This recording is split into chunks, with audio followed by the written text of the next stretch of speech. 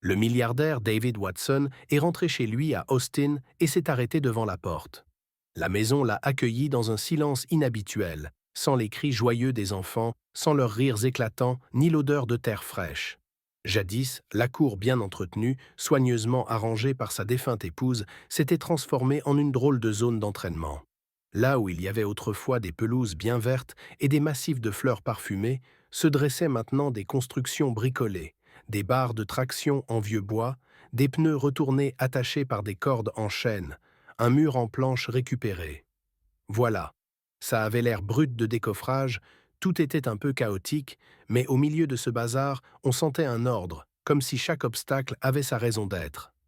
Au milieu de la cour, ses jumeaux de 5 ans, Andrew et Luke, couraient en t-shirt sale et les cheveux en bataille. Leurs pas n'étaient non plus désordonnés comme avant. Ils étaient coordonnés. L'un aidait l'autre à grimper par-dessus une clôture branlante. L'autre poussait son frère quand il restait coincé. Ils tombèrent par terre, se salissaient les mains, se relevaient et repartaient en courant avec cette petite étincelle dans les yeux que David n'avait pas vue depuis longtemps. Ces changements n'étaient pas les siens. Le mérite revient à la nouvelle nounou, Sarah Collins, une femme au passé fait de discipline et d'entraînement. Avant de continuer, je veux vous rappeler que les billets les moins chers et les vols avantageux sur Avia Sales, c'est un service d'achat de billets d'avion à prix cassé avec des réductions de 30 à 70%.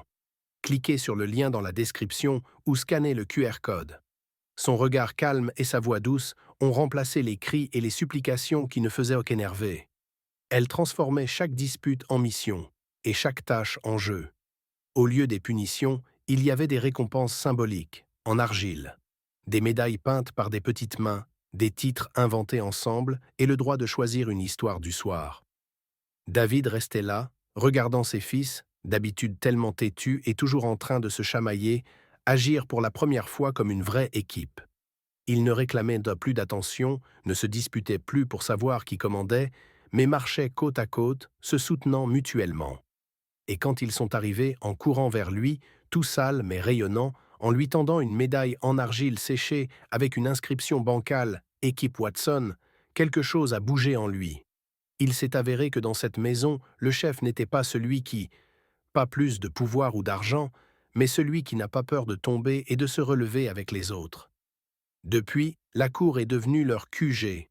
La cuisine s'est transformée en salle de réunion. Sur la nappe, on alignait des armées de jouets, et c'est là qu'on préparait les plans d'attaque.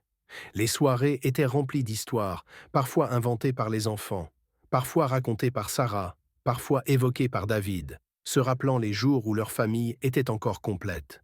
Dans ces récits, les garçons apprenaient à se faire confiance, et lui, il réapprenait à faire partie de leur monde. La maison, pendant longtemps, plongée dans le silence et la culpabilité, il reprenait vie. Dans les couloirs résonnaient les petits pas pressés. Sur les murs apparaissaient des dessins maladroits de soldats et les drapeaux de son équipe. Et sur le visage de David s'allumait un sourire qu'il n'avait plus montré depuis longtemps. La vie, qui semblait s'être arrêtée, se remettait à bouger, bruyante, chaotique et joyeuse. Quelle histoire incroyable c'était! Les amis, si cette vidéo vous a plu, mettez un like et abonnez-vous à la chaîne. Il y a encore plein de trucs cool à venir.